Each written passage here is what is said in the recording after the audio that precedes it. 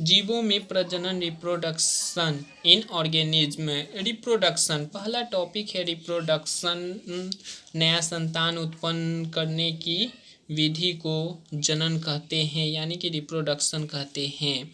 जैसे विराट कोहली यहाँ पे किसी के संग हैं, अगर ये गलती से भी मिस्टेक करते हैं तो रिप्रोडक्शन हो जाएगा और संतान की उत्पत्ति होगी, जिसके कारण अनुष्का जी को बहुत बहुत बुरा लगेगा। तो संतान उत्पन्न विराट कोहली जी को इनके साथ आना और संतान उत्पन्न होने की क्रिया को ही रिप्रोडक्शन कहा जाता है। रिप्रोडक्शन दो प्रकार के होते हैं, एसेक्सुअल रिप्रोडक्शन और सेक्सुअल रिप्रोडक्शन।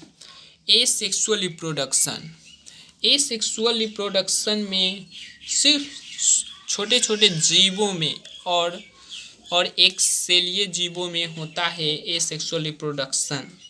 वैसा जनन जिसमें एक ही पेरेंट, जैसे में यहाँ पे दो गो है, एक लेडीज और एक मेल, लेकिन उसमें सिर्फ एक ही होता है एसेक्सुअल रिप्रोडक्शन में।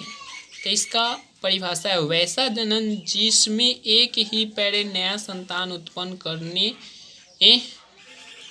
में सक्षम होता है, उसे हम लोग अलैंगिक जनन कहते हैं। अलैंगिक जनन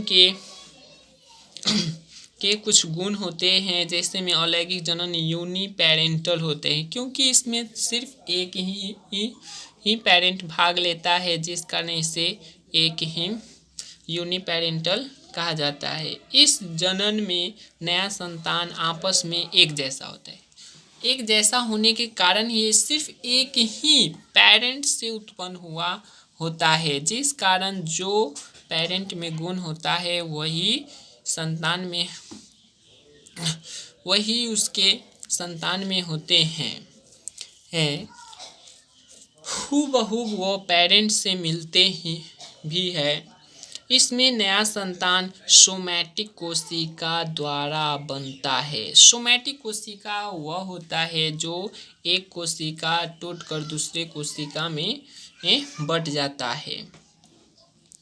इसमें नया संतान में एक गुण का विकास नहीं होता है। इसमें नया संतान जो उत्पन्न होगा उसमें अलग से गुण का विकास नहीं होता है, जिस कारण यह पेरेंट से मिलता भी है। यह जनन माइटोसिस क्रिया द्वारा पूरा होता है। माइटोसिस एक प्रोसेस है जिससे वो गुजर कर अपने संतान को उत्पन्न करते हैं। Types of asexual reproduction.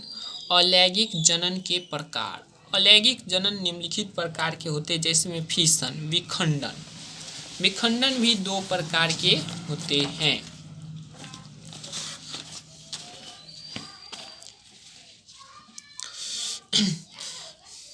Budding मुकुलन होता है, कोनेडिया फॉर्मेशन होता है, जो स्पोर फॉर्मेशन होता है, फ्रेगमेंटेशन और रीजेनरेशन, अनवेजिटेटिव रिप्रोडक्शन। जैसे में पहला टॉपिक है विखंडन, फिशन। जब अलैंगिक जनन का वह विधि जिसमें एक कोशिका दूसरे कोशिका में विभाजित होने के बाद दो या दो से अधिक कोशिका का निर्माण करता है, तो उसे हम लोग विखंडन कहते हैं। यह क्रिया माइटोसिस द्वारा पूरा होता है, वही माइटोसिस प्रोसेस द्वारा पूरा होता है। विखंडन दो प्रकार के होते हैं। जैसे में होता है बडिंग फिशन, द्विविखंडन ना, बाइनरी फिशन, द्विविखंडन। इसमें एक कोशिका टूटकर दो कोशिका में बट जाता है, जिस कारण इसे बाइनरी विखंडन कहा जाता है। यह अमीबा, पैरामीशियम इस सब में होता है। अमीबा में बहुविखंडन भी होता है। अब मल्टीप्लाई फिशन जब एक कोशिका दो या दो से अधिक कोशिका में बट जाता है। जब एक कोशिका दो या दो से अधिक कोशिका में बढ़ जाता है तो उसे बहुविखंडन कहते हैं। उसे हम बहुविखंडन कहते हैं। जैसे में पैरामीशियम हो गया,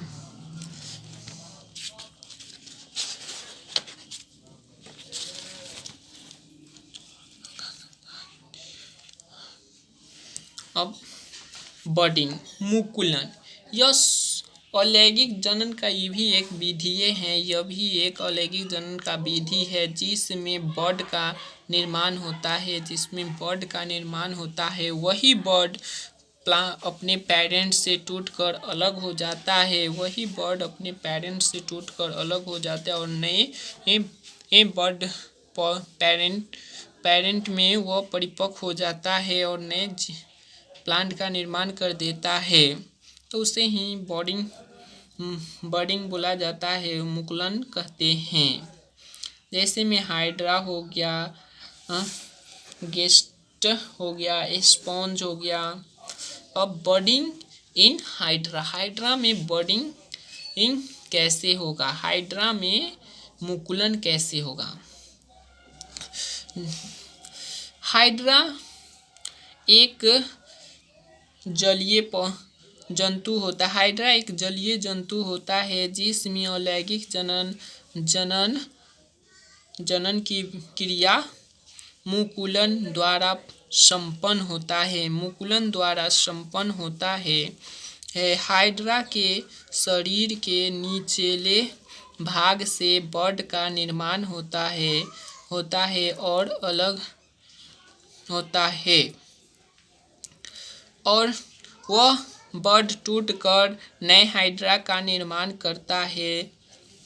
यही सब क्रिया होता है। ये है हाइड्रा, ये बर्ड हैं और यही टूटकर न्यू हाइड्रा में बढ़ गए। बर्डिंग इन ईस्ट में बर्डिंग जब एक प्रकार का कवक, यह एक प्रकार का कवक होता है जिसमें भी बर्ड के जैसा नोड्स बनते हैं। वह नोड टूटकर अलग होकर न्यू बर्ड का निर्माण कर देते हैं। उसे ही हम लोग मुकुलन विधि द्वारा संपन्न होता है।